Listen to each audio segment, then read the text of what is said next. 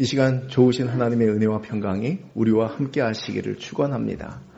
오늘은 사순절 후 네 번째 주일인데 여러분 이 사순절 순례 기간들을 어떻게 걷고 계신지요? 이 기간을 잘 걸어야지 또 우리가 부활절을 맞이할 때에도 그 부활의 기쁨이 충만할 줄로 여러분 믿으시기 바랍니다. 오늘 말씀의 서두는 예루살렘에서 마지막 만찬을 위해 제자들에게 성한 아무에게 가서 가보라고 이렇게 말씀하시는 것으로 시작됩니다. 여러분, 예수님께서 성 안에 이 아무개 누구인지는 모르지만 그가 있다는 것을 어떻게 아셨을까요? 신기하지 않습니까? 놀랍지 않습니까? 때는 6월절 절기였고 17절 말씀에 보면 무교절 첫날 이렇게 말하고 있는데, 무교절 첫날이라고 하는 것은 6월절 이후부터 시작돼서 다음에 안식일까지 계속되는 절기입니다. 무교절 첫날은 이스라엘 백성이 430년간 그 애굽에 있으면서 서름을 받다가 해방된 최초의 날이죠. 그래서 그들이 얼마나 그때 급하게 나왔는지 후손들에게 그것을 기념하게 하고, 또 하나님의 역사는 구원하심은 이렇게 급하게 재촉되는 것을 보여주는 모형으로 지키는 절기라 말할 수 있습니다. 이때는 누룩을 넣지 않은 무교병을 먹으면서 7일 동안 하나님의 구속사역을 기억하고 기념하는 날입니다.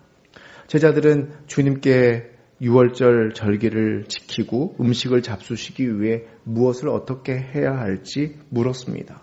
그런데 여러분 18절 보십시오. 성한 아무에게 가서 이르되 선생님 말씀이 내 때가 가까이 왔으니 내 제자들과 함께 6월절을 내 집에서 지키겠다 하시더라 하라. 그 집에서 6월절을 지키겠다고 이렇게 하라고, 그리고 이것을 일러주십니다.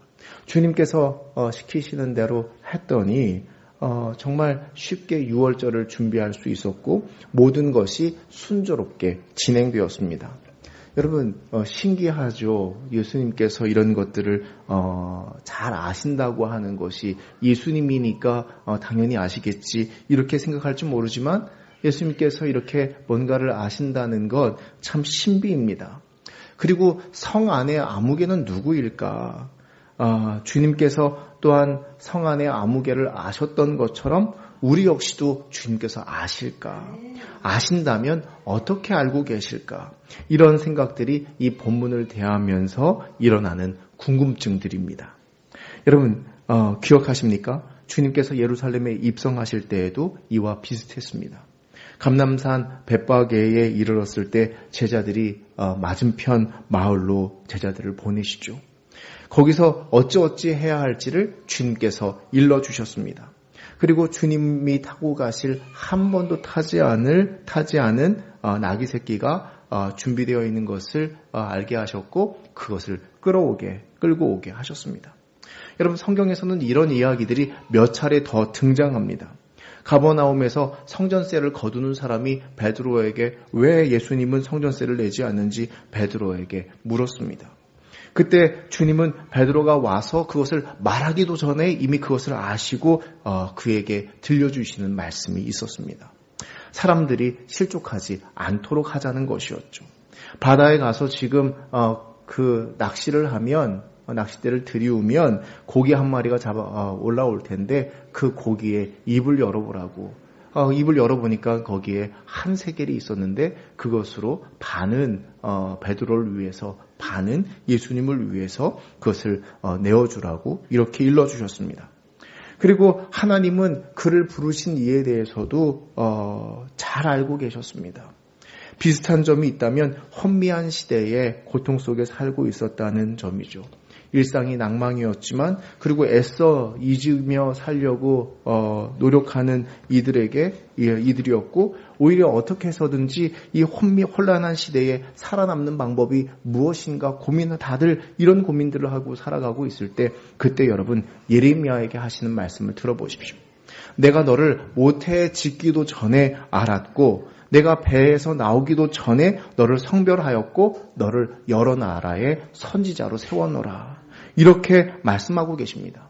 모태에 짓기도 전에 너를 알았다는 거예요.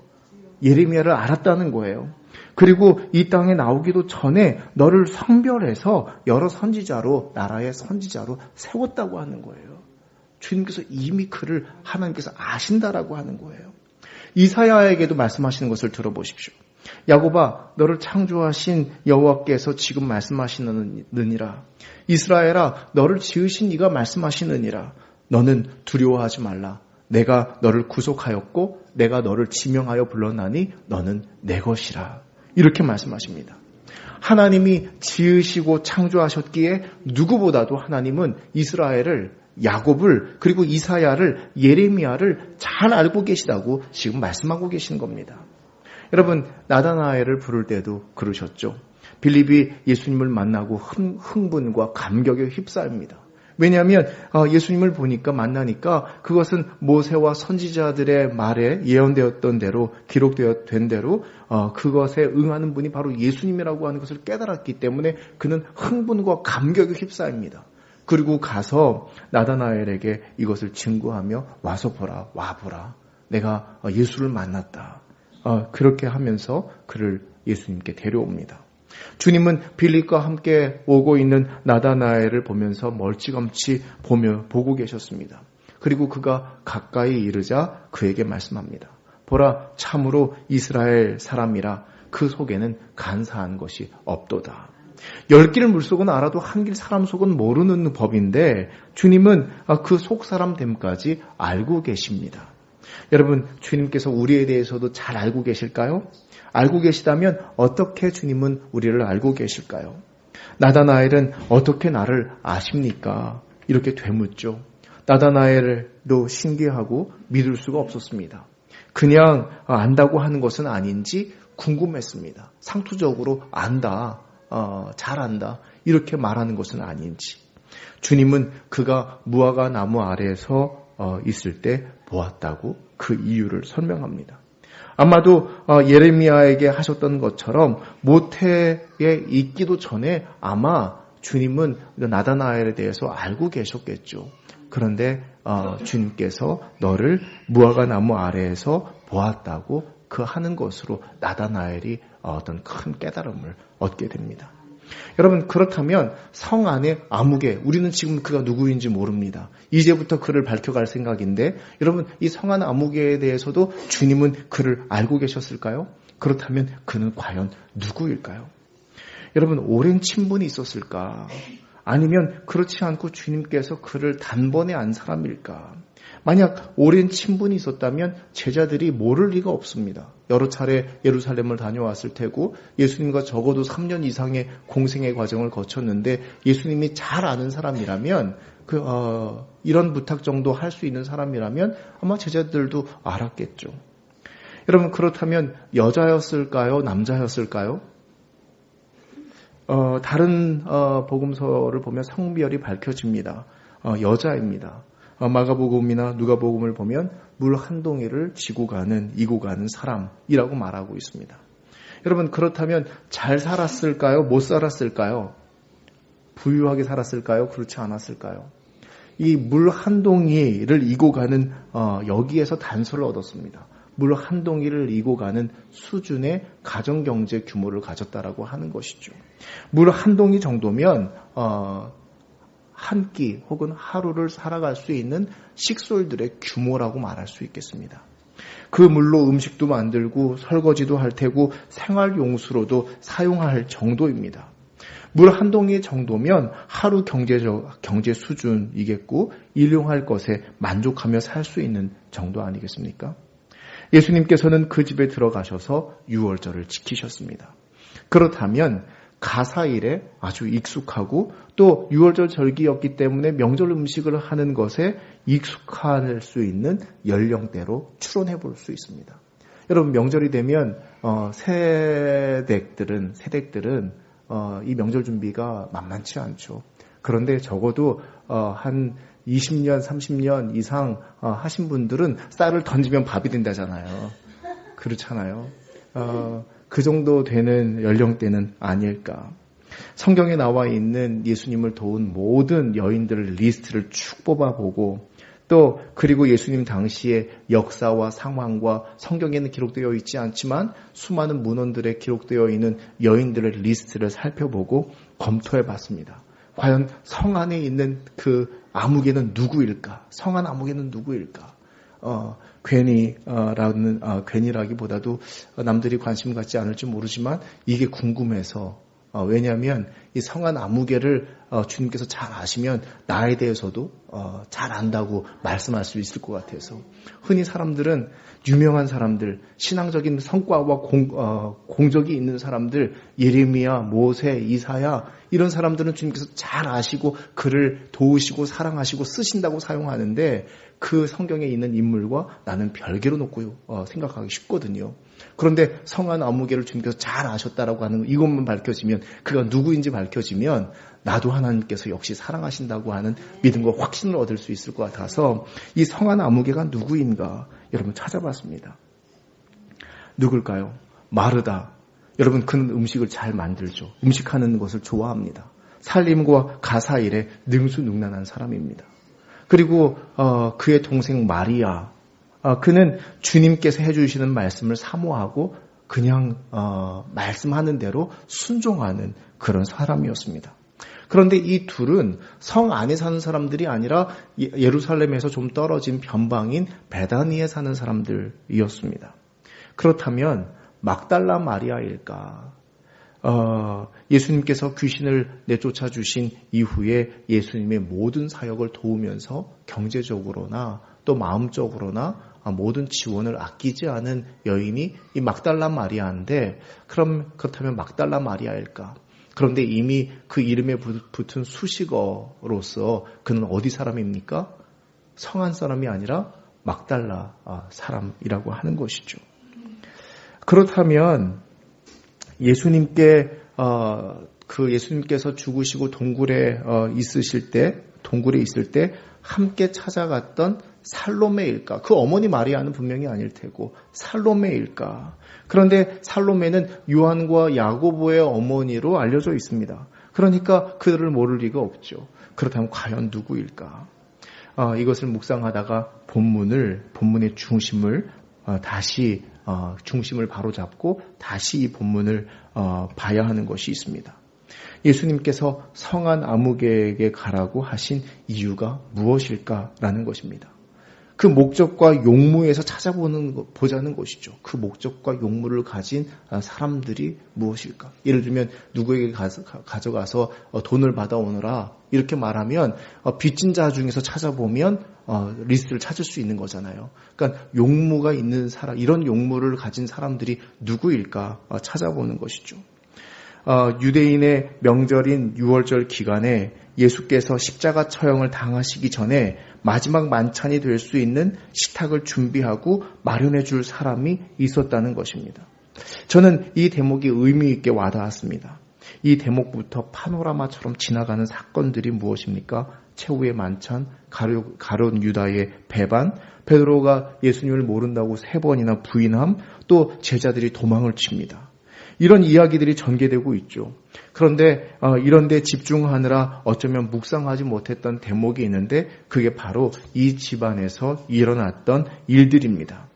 이 집에서 최후의 만찬이 있었고 또 이 집에서 예수님께서 제자들의 발을 씻기시고 사랑하시되 끝까지 사랑하셨다고 요한복음이 증거하고 있고 그 사랑의 섬김을 보여주신 일이 이 집에서 있었습니다. 여러분 그것을 도와준 사람이 누구일까라는 거예요. 로잘린드 마일스라고 하는 사람이 쓴 책이 있는데요. 최후의 만찬 사진 보이십니까? 그 최후의 만찬 누가 차렸을까?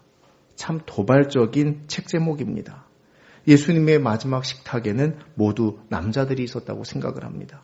그런데 그는 그 식탁의 이면을 보고 있는 것이죠. 그 식탁이 오기까지 차려지기까지 치워지고 준비되기까지 섬기고 봉사한 사람, 헌신한 사람은 과연 누구인가라는 것입니다. 성안 아무개는 예수님의 식탁을 준비한 사람입니다. 제자들의 손과 발을 씻을 수 있는 물과 세수대야와 수건을 준비해 준 사람이었고 그 물을 퍼다 날라준 사람입니다. 그 모든 것을 예수님과 함께 섬겨준 사람입니다. 여러분, 정희진이라고 하는 여성학자가 들려주는 이야기가 있습니다. 얼마 전에 제주도에 다녀왔는데요. 식구들하고는 여러 차례 간 적이 있었는데 혼자 간 적은 언제이던가 싶었습니다. 민박집에서 잠을 자고 잠에서 깨어났는데 난생 처음 겪는다 싶은 일을 그가 맞이했습니다. 그것은 다름 아니라 준비된 밥상이 그 앞에 놓여 있었습니다. 여러분, 이 사실이 참 놀랍고 새로웠습니다. 평생 입맛 까다로운 식구들의 그 밥상을 챙기느라 식사를 담당해 왔고 또 밖에 나가서 어디를 가서라도 가족의 식사가 늘 걱정이었던 게 그였습니다. 이게 모두 주부의 모습 아닙니까? 그런데 저절로 놓여져 있는 식탁. 여러분, 가정살림 하시는 분들은 이 느낌 아시죠? 느낌 아십니까? 얼마나 홀가분하고 편하고 감격적인지 주부로서 참 낯선 경험이었습니다. 그렇지만 참 좋았습니다. 또한 먹고서 치우지도 않고 그냥 상을 내놓기만 해도 된다고 생각하니까 부담감 없이 마음 편하고 신선했습니다. 누군가에게 이런 섬김을 받는다는 게 참 오랜만에 경험해본 감사였습니다. 남자들은 이런 고마움과 감사를 잘 모르죠. 당연하다고 생각하기 때문에 그렇습니다. 차려진 밥상을 대하는 것이 얼마나 감사한 일인지 저를 비롯한 모든 남자들이 알아야 합니다. 또 그 식탁을 차린 이의 고마움을 알아야 합니다. 식사 준비를 하면서 번거롭고 때로는 귀찮기도 하고 그런 것들이 있는 것이거든요. 먹는 사람들에 대한 평가와 걱정이 있는 것이고 또 남은 음식 치우기, 설거지 이런 수고들이 있는 것입니다. 이런 것에서 떠나서 자유롭다는 것이 얼마나 홀가분하고 고마운 일인가 미처 알지 못했습니다. 가사노동을 소중히 여기지 않는 사회나 가정의 풍토도 문제입니다. 또한 그것을 준비하는 이가 스스로 자신이 얼마나 귀하고 값진 일을 하고 있는지 그것을 인식하지 못하는 것도 문제입니다. 정희진 씨는 이 책을 읽으면서 책 제목을 바꾸어서 묻습니다. 누가 그 설거지는 다 했을까? 참 재미있는 재미있는 제목 아닙니까? 최후의 만찬 누가 차렸을까? 그런데 차린 것으로 끝나는 게 아니라 여러분 솔직히 말해보십시오. 가정주부들 솔직히 말해보십시오. 차리는 것보다 치우는 게 더 싫지 않나요? 맞죠. 그게 더 싫잖아요. 차리는 것보다 치우는 게 더 싫은 법이거든요. 그래서 누가 그 설거지를 다 했을까? 참 여자들이 공감할 수 있는 이야기라 말할 수 있겠는데요. 남자들이 생각해 보십시오. 먹은 것을 치워라. 이거 정리하라 하면 저부터도 얼마나 막막한지 모릅니다. 음식물 쓰레기는 어떻게 버려야 하는지, 또 이 접시들은 어떻게 걷어들이고 그릇들은 어떻게 걷어들여서 무엇부터 지금 닦아야 하는지, 또 트리오는 얼마나 묻혀야 하는지 그 생각만 해도 머리가 복잡해지는데, 그런데 이 일들을 척척척 해내는 게 바로 여인들의 손길입니다. 여러분, 어쨌든 예수님께서 제자들의 발을 씻기시고 섬기는 마음을 보여주셨으니까 그 제자들이 그 예수님이 보여주신 섬김의 마음으로 설거지까지 했으면 얼마나 좋았을까. 이런 성경에는 나와 있지는 않지만 이런 다음의 연상까지 해봤습니다. 우리는 그럴 리 없죠. 아직까지 그 수준의 단번에 이르지 못하고 그런 변화와 기대를 할 수 없는 게 현실입니다. 여전히 그 몫은 내일이라고 여기는 사람들의 몫이 됩니다. 그렇지만 여러분, 우리 교회 남성들은 깨닫기를 바랍니다. 산수절 기간에 오늘 하루만이라도 식사 후의 설거지들을 남자들이 해보면 어떨까? 네. 죄송합니다. 갑자기 남자분들의 이 따가운 시선들이, 네. 우리 이은기 집사님 하시겠다고 손을 드셨는데요. 네. 네. 오늘 한 날이라도, 특별히 오늘 남성의 날로 우리 정했는데, 대접받는 날이 아니라 섬기는 날로서. 네. 네. 오늘 설거지는 그러면 장로님과 이은기 집사님 하시는 거예요. 네.